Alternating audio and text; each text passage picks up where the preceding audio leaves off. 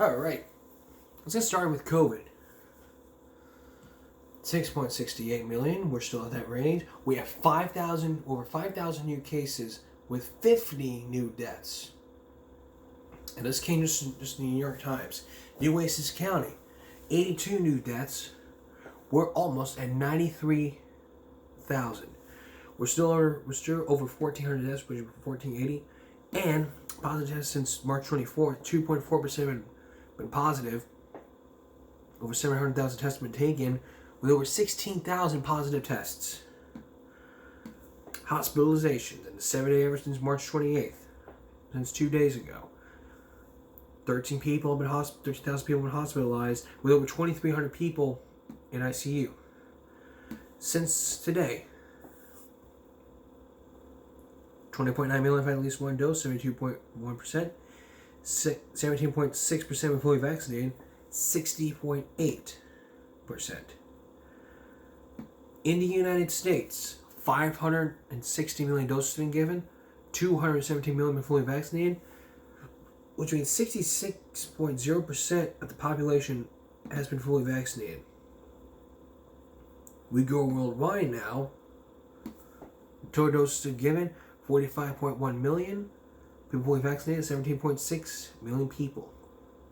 Total cases, 6.6 million, with over 87,000 deaths. Worldwide, 11.2 million total doses have been given. New doses, 25.5 given in 1 day, and people fully vaccinated, 4.5 million, which means 58.4% of the population has been fully vaccinated. How about in our schools?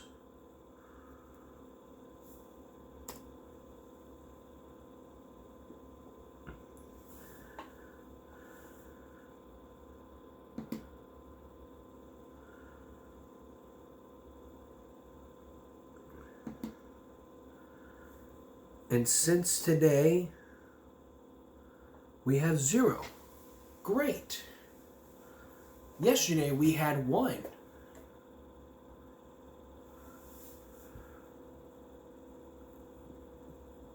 Monday we had 1, so 2 zeros, which is great. The lower case, that's great. That's great for Florida Blood for doing its thing. Moving on to COVID right now. The FDA has authorized that the booster shot is approved for people over 50.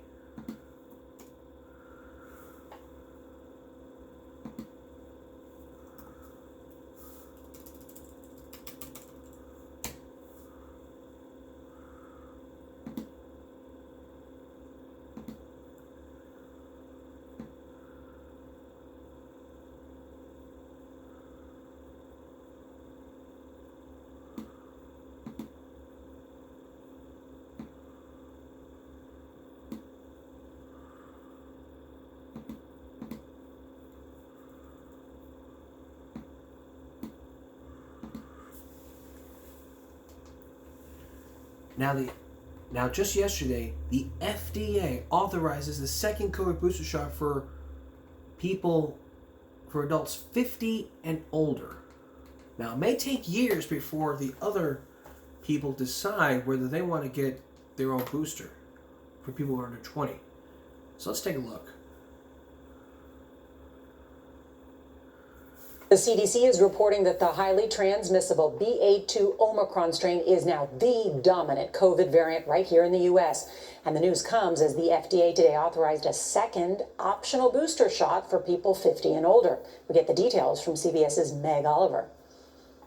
In a rare move, the FDA did not consult with its Vaccine Advisory Committee before authorizing a second booster from Pfizer and Moderna for people 50 and over. Dr. Celine Gander is an infectious disease specialist. I am very skeptical that giving everybody over the age of 50 a fourth dose will have a real impact in the long term on reducing severe disease, hospitalization, and death. The FDA has also authorized the optional second booster shot for individuals 12 and over who are immunocompromised. UPenn immunologist John Wary supports the idea for that group. We're seeing more waning of that ability to stay out of the hospital should you get infected. And for the immunocompromised, clearly there's benefit of a fourth dose. This all comes as vaccination rates are lagging. Only half of people over 50 are boosted. This super site in Westchester, New York is closing on Friday due to lack of demand for shots and testing. Federal funding is also running out. The Biden administration has already stopped accepting claims for testing and treatment, and starting next week will no longer support reimbursements for vaccinations. This really does beg the question, where should we focus our limited resources? Is it on providing fourth doses, or is it on other measures, for example, making sure we vaccinate people who may not have even had a single dose yet? For people 50 and over, boosters are now available at sites like this one if you had your first one at least 4 months ago. Next week, the FDA will possibly meet to talk about authorizing boosters for a larger population in the fall. Nora? Good information, Meg Oliver. Thank you.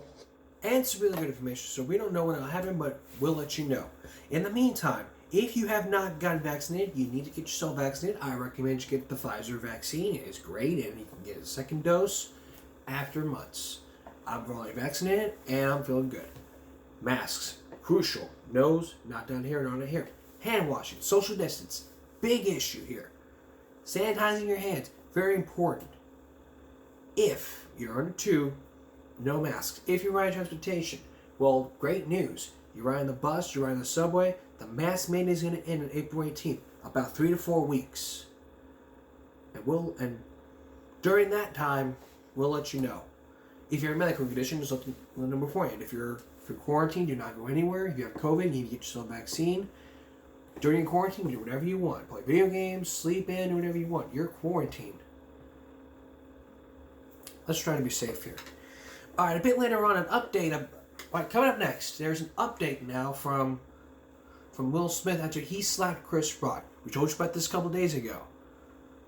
We're also going to look at the social media posts that they posted. And then we're going to also hear his apology. So, here's an apology speech. So, we'll have that for you coming up next. And then a bit later on, we'll have you coming up next. So, stay with us. Up front tonight, 2 days ago, we told you about Will Smith spanking Chris Rock after he refused to get his wife to leave his wife's name out of his mouth. Now the celebrities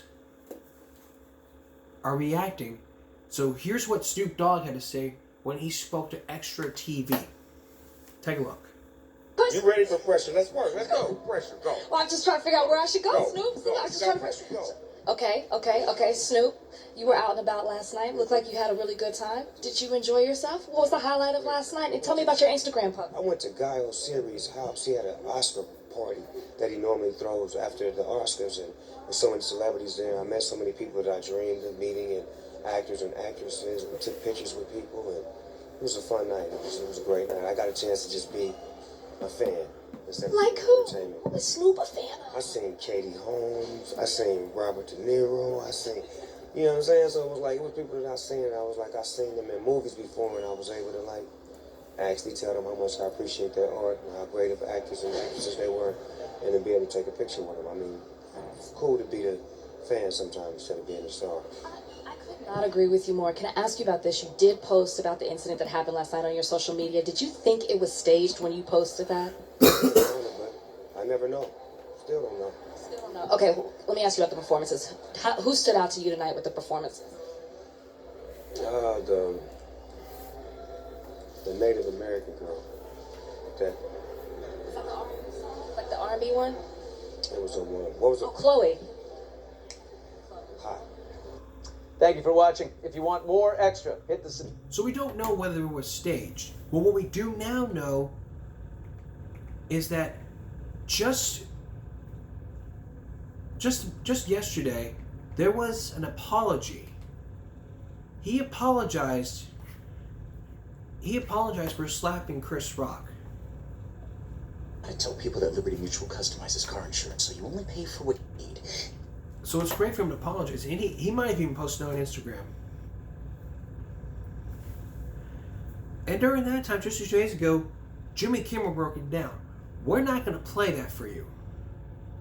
So here's what Public happened. apology to Chris Rock, saying in part, quote, "My behavior at last night's Academy Awards was unacceptable and..." So here's what the Instagram post said. Violence in all its forms, poisonous and destructive behavior at the last night's Academy Awards was unacceptable and inexcusable. Jokes at my expense are a part of the job, but a joke about Jada's medical condition was too much for me to bear. I reacted emotionally. I went to public apologize to you, Chris. I was out of line. I was wrong. I'm embarrassed of my actions were not initiative of the man I want to be. There's no place for violence in the world of love and kindness. You're absolutely right. Nobody has a right to hit people. Violence is never the answer. That's what your mama told you. That's what that's what we were taught. When we grew up, we were taught that violence never solves anything. Unless you're going to look at all these video games right here. Like Grand Theft Auto, that's very violent. Bully, very violent. I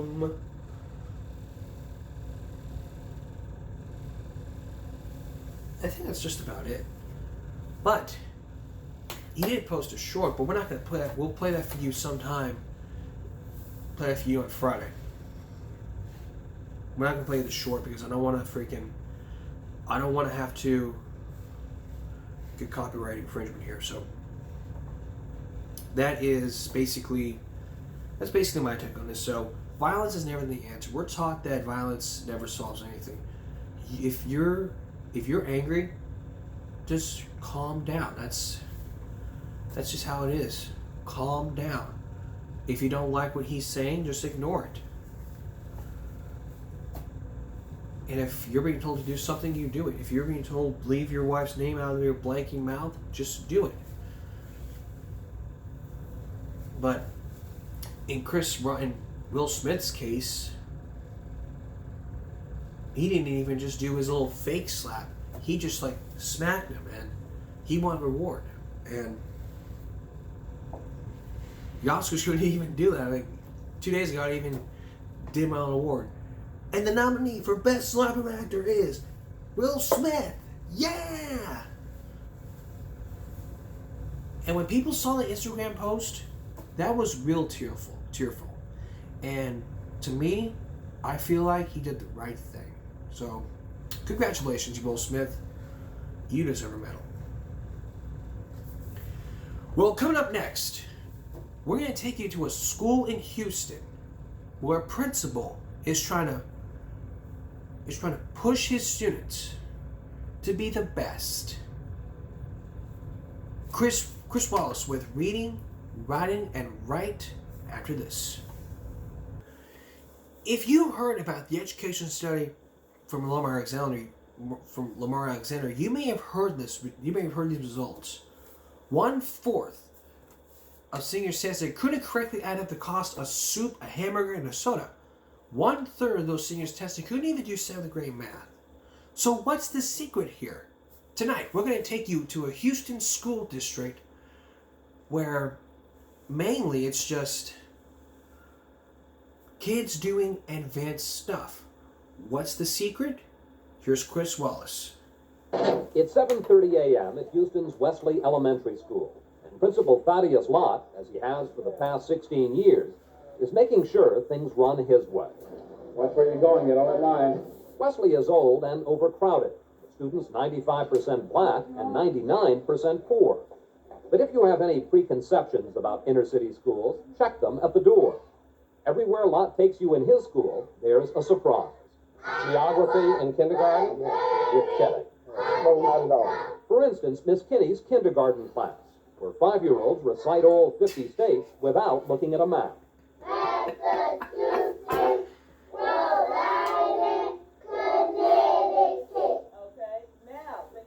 You're doing this from memory. I'm not sure I could do this. You find children doing special work in every classroom. These first graders are doing 3rd grade math, learning to multiply by 9.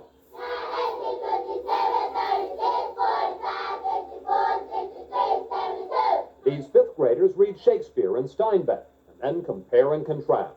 My grade was about wife and a man. Over the past decade, Wesley has been one of Houston's best performing schools.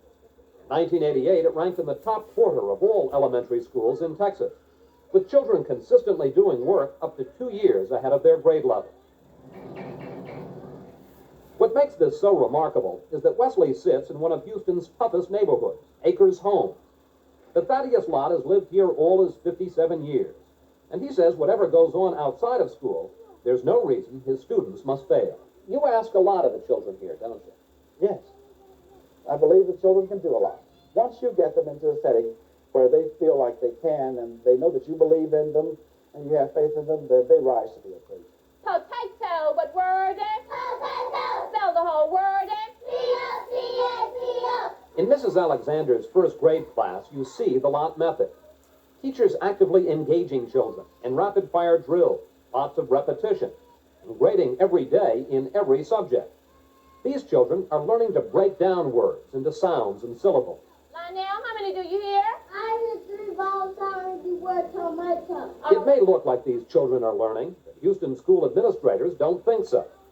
They consider this kind of teaching old-fashioned, with too much memorization and too little independent, creative thinking. But Lott has thrown out the official curriculum, saying that for these children, his system works. You know, it says A is... They're going over vowel sounds, they're going over combinations of vowel sounds. We're plugging them into a system that I'll guarantee at the end of the year, this youngster will be reading. Wesley students seem genuinely excited about what they're accomplishing. You like working hard in school? Yes, Why? because it's fun learning and reading, because reading helps you all the way through your life.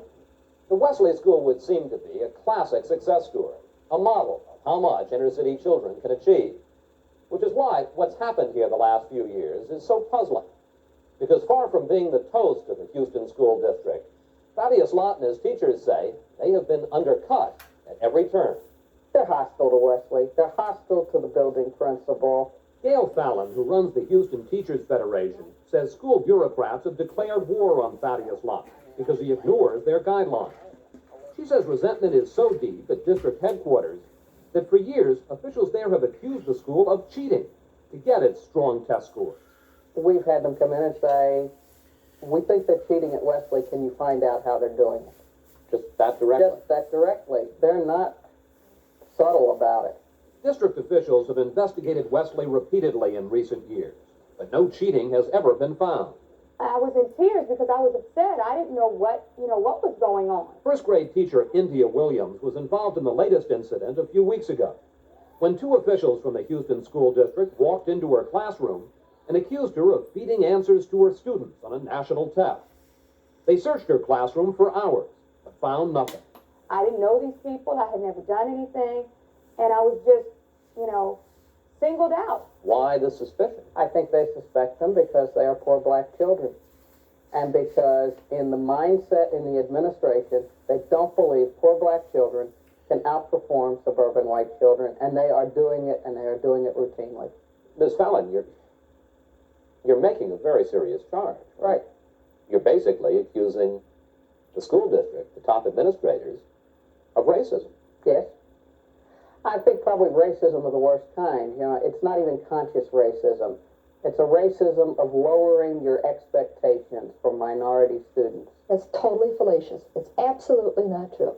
Dr. Joan Raymond has been Houston's superintendent of schools since 1986. She strongly rejects the charge of racism and insists Wesley School has never been undercut. This administration is committed to the improvement of education for all children, and particularly minority children, and the record stands on its own.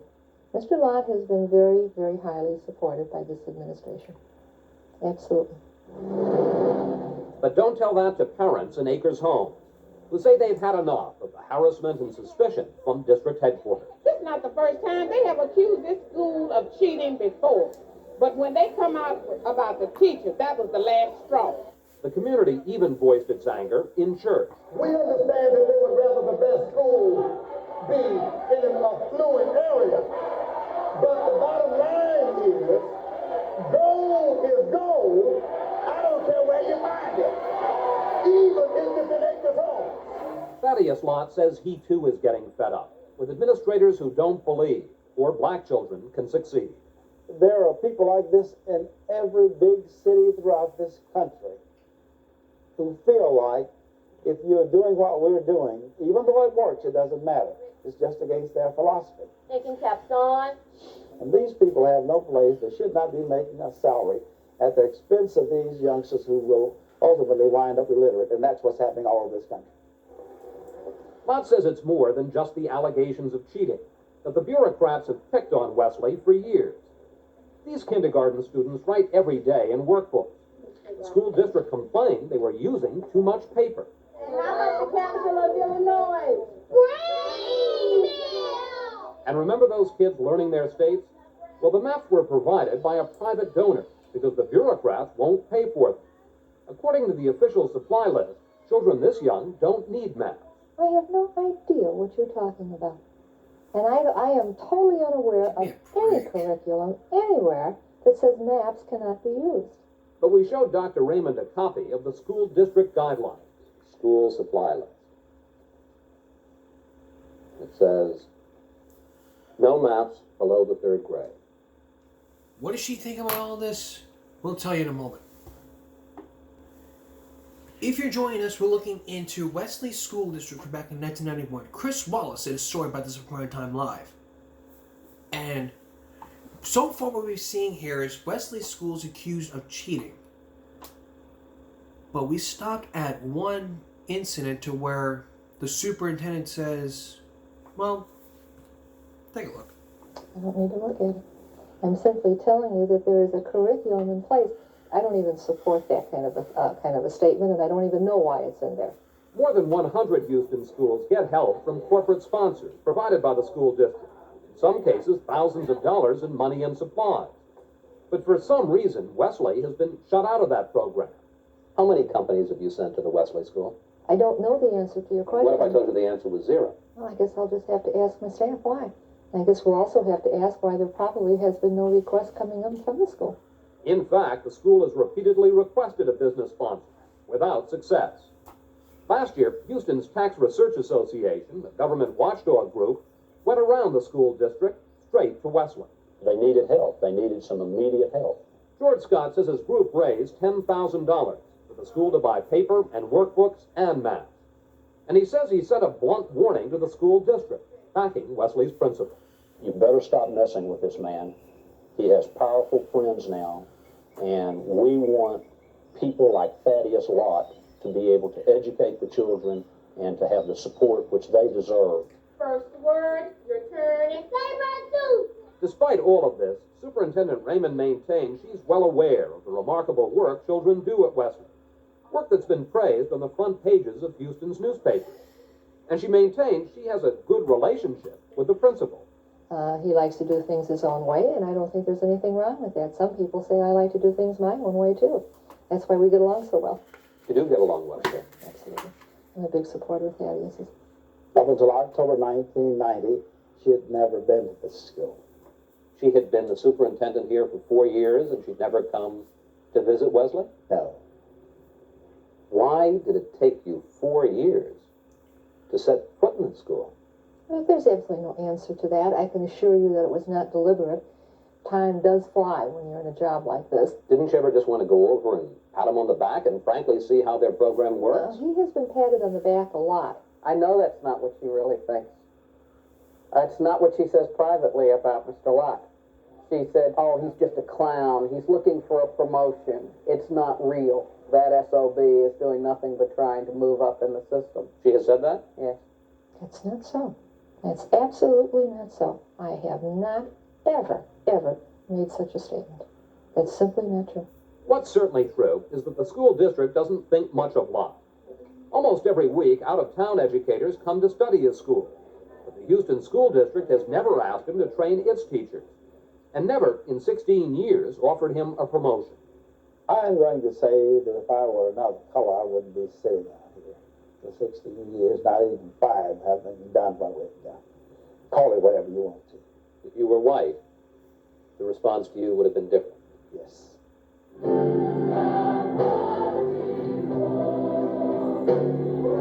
In Acres, his homes, Lott has become a symbol of the anger people feel here.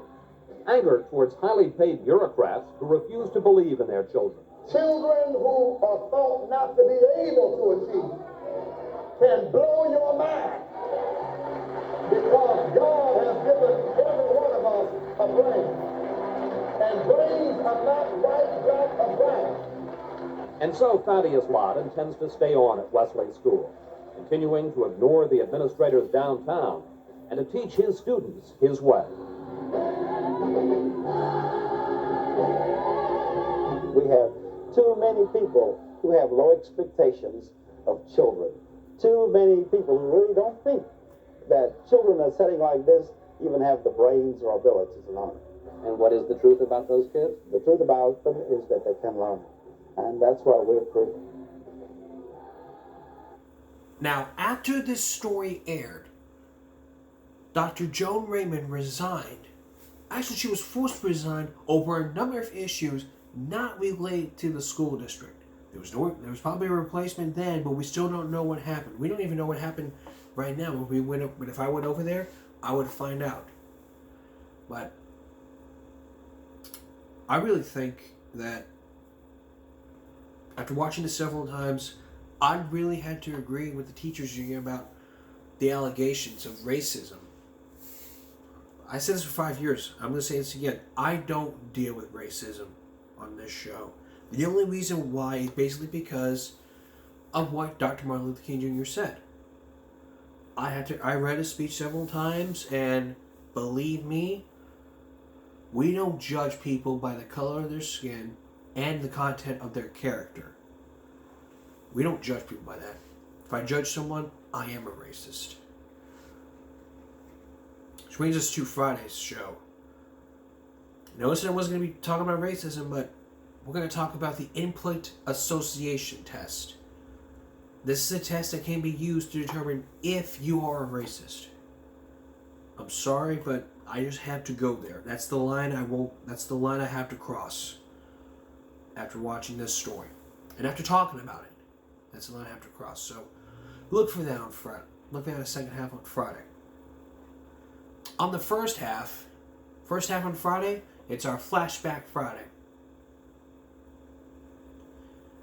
Then on the second half, the Input Association Test.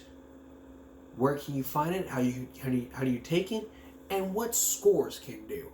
Sarah James with a story with a Dateline Discovery Channel exclusive about the Input Association Test. How does it work? She'll tell you. She'll tell you on Friday. That's all for this edition of Give Me a Break Wednesday. We'll see you again for Give Me a Break Friday. And for all of us here at Give Me a Break and YouTube, good night.